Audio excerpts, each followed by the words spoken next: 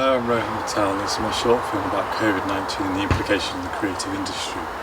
I'm from Nottingham, but I study at the University of Leeds, and I'm also doing a placement at the Nottingham Centre of Photography and Social Engagement. It's based at the Photo Parlour, which is a film photography lab in Nottingham, and we've also run the Nottingham Off Centre Festival, which has run across 2 years. This project started in my degree. When I got to University of Leeds in Freshers Week, someone told me that Kirkgate Market was the cheapest place to buy fruit and veg. So I went on a visit and I was mesmerised by the space. The way that people were speaking to each other, that sense of community, the interior design of the place, to the sense of belonging it gave people, and the interactions that happened just really stuck with me. I visited the place over and over again on various visits.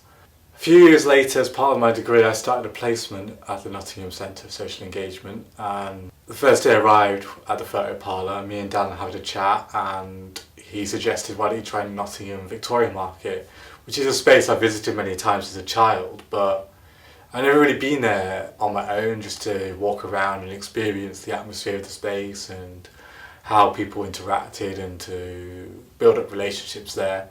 So I went on a first visit with a little 35mm camera, and it's the first time I'd ever used film, and I just went for it, and it sort of started from there.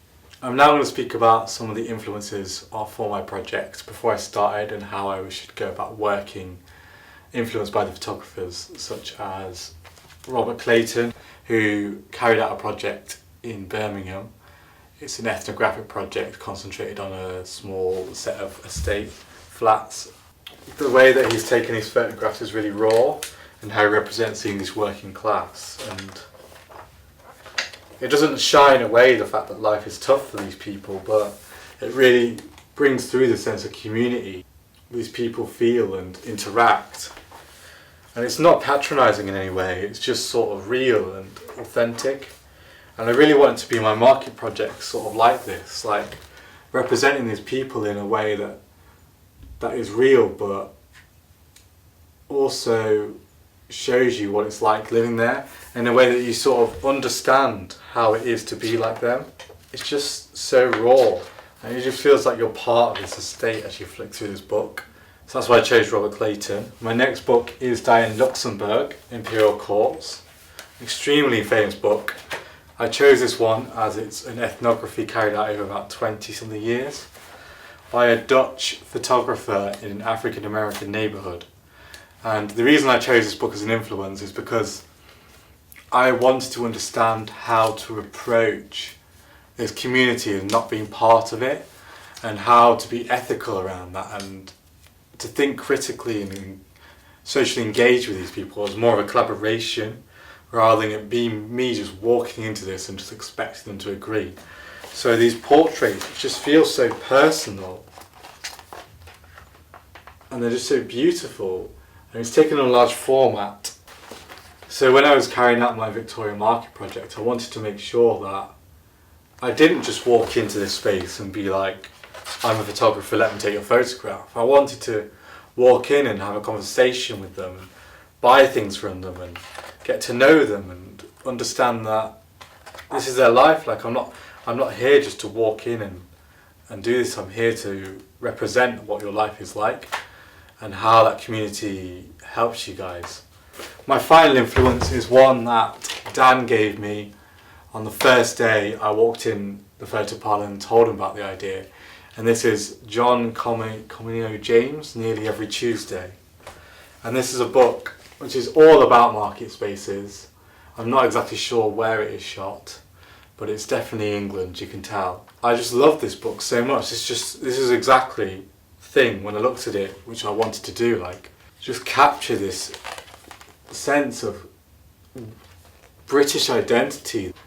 Both these pictures really display this sort of sense between customer and shopkeeper, and how they know each other really well, and how they're leaning over to make conversation. And that's what's really interesting, this interaction between these two people, and how that gives people a sense of belonging and identity within this space. And that sort of way of operating, buying and selling, this is something that's slowly fading away in modern consumerism in the world, and just the rawness of the pictures, like all black and white. And sort of what I wanted to emulate is what life was like within this sort of mini metropolis of culture, and how these people feel that this space is so important to them, and why people go there and spend their whole lives there. I see these people as a really fascinating, ignored collective. They've been undervalued and overlooked in Nottingham for years. They're instrumental to our city's foundations because a lot of the businesses have been started over 100 years ago and operated within the city centre square, still carry on business trading today. It's been there longer than any of the shops in the Nottingham Victoria Centres, as they were the first shops to open the day that exact shopping centre opened in 1973. I see these people as the last generation in a modern world. The way they buy and sell these things is so unique to that generation, but as modern consumerism has sort of taken over in the last few years within modernity, we've sort of seen this disappear, this sort of personal buying and selling and going to talk to each person. Now you just go to a machine and just scan all the ththings through, and we've sort of lost that sort of personalisation you buy through buying products like this. So I started taking these pictures when I bought my first 35mm camera, which is a Nikon 301, a relatively cheap camera, and I had this camera and I was learning how to process my film and shoot the film. I've never shot a film camera before, so it was completely new to me. It was completely, I felt like it was really DIY, as I was processing all the film myself and scanning it and printing it all myself, and I chose black and white as a format as I felt like it sort of showed that nostalgia that a lot of these market traders look back to, and like a lot of those pictures I showed you earlier, it sort of reflects back to this time, and sort of within the modern context I sort of found that really interesting. I also really enjoyed that limit of 36 pictures, which I've never worked with before. It sort of really allowed me to think really critically about what I was capturing. Before I would just snap away like it was nothing, but now I was really thinking about like everything I was doing and how I was taking the picture. It took me a while to gain the trust of the market traders, but it didn't really matter because I was shooting film badly anyway. Like a lot of my first roll especially was just all out of focus, blurred, just didn't know how I was using it. So it took me a while to sort of adjust myself to a completely manual camera, but I was persistent, and each time I was shooting a roll of film, I sat down and reviewed it with Dan, and we spoke about how I could improve my technical proficiency, and each time I just got better and better and better, and I just kept going back and pushing myself back in the spaces. First couple of rolls, like no one agreed to it for me taking a picture, like it was really, really hard. My confidence was quite low, and I just kept pushing myself to go back. And the more I went back, the more the people recognised me, and slowly people started to agree to let me take a photograph, which was incredible. And I also started taking prints, which I made in the darkroom by hand with chemicals, like old photography chemicals, and an enlarger. And then in January I bought a Bronica, which is sort of more almost like a square format camera. It's a medium format, so the negatives are larger, which gives them more detail.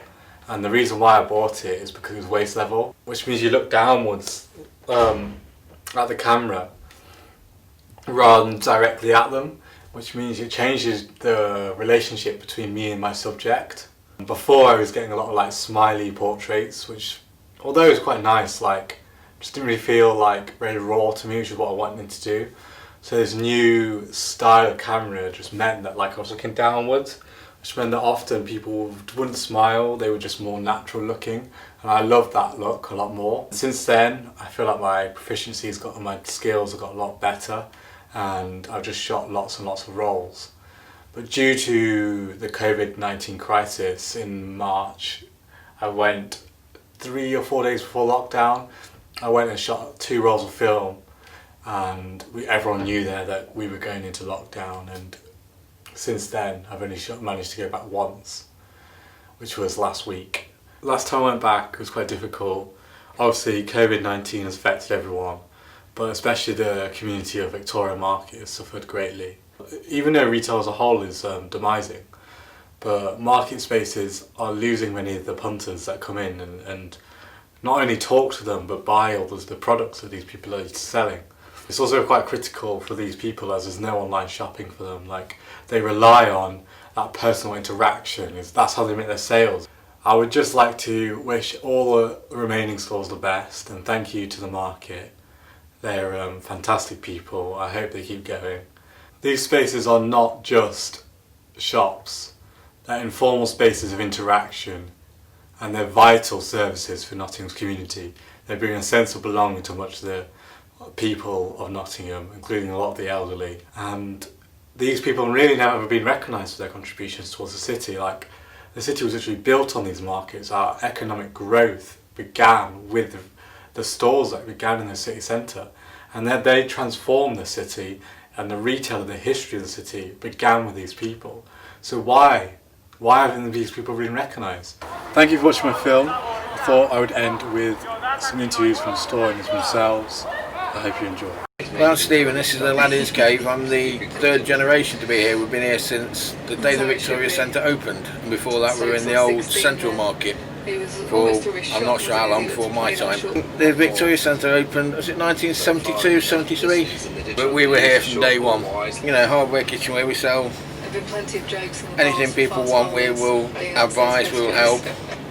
We will sort out or put together anything they need. They decided, well, they did start to tell us that we wouldn't pay any rent until the government said all small businesses will get £10,000, and the council went, we'll have some of that. And so they changed their minds. In the meantime, at least seven, if not more, stores have now gone due to the council umming and ahhing. It's just got quieter and quieter. The market, the council don't seem to want the market here. My name's Will Swift, and been in the market 27 years. Me and my partner, I run this Madhouse Nut Centre, and my partner runs Madhouse Card Centre. They have to help us financially towards the rent more than anything, because the market will close. If we carry on like this for much longer, for a few more weeks or a few more months, the market will close. It's not just the traders, it's the people that use the market. The people from Nottingham, a lot of people use the market. A lot of people use this as a community. You know, you've got people come and they'll buy one pork chop from the butcher's if they're living on the road. They don't want 2 for 3 at the supermarket, big quantities. In the market you can buy small quantities. You can go down and you can buy a cup of tea for 50, 60 or 80p, whatever it is, a pound. Go in the centre, it's £3. This is what markets are all about. They're affordable for people, and it's a community. And people use the market because in the market you'll see now that there's products in here that you can't buy everywhere, and that's the only, you can't be in the big supermarkets. What you have to do is adapt, right? You have to adapt, and you have to go to different places. You have to do different things, and this is how the market survives over the years. And markets are there for the people. Just, they need to remember that when they're making the decisions. It's the people that decide what they want, and this is a public service. So the Nottingham City Council need to be very careful, because they're taking away a public service. And not only that, Nottingham is the 10th biggest city in England. Not to have some kind of an indoor market is not really on.